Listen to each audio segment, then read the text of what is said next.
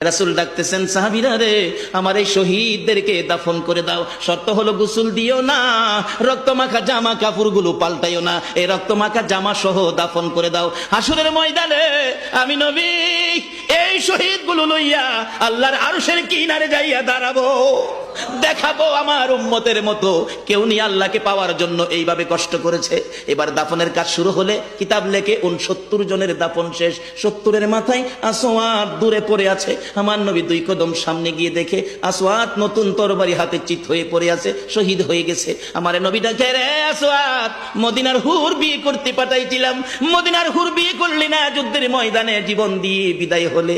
আসওয়াদ রে, নতুন তরবারিটা হাতে রে। আসওয়াদ একজন সাহাবী বলেন, হুজুর বিয়ের বাজার করতে এসে আপনি যুদ্ধে গেছেন, খবর পাইয়া বিয়ের বাজারের টাকা দিয়ে যুদ্ধের বাজার করেছে, আসওয়াদ শহীদ হয়েছে। আমার নবী ডাকে, মাবুদ, আমার আসওয়াদকে তুমি কি দিবা গো আল্লাহ?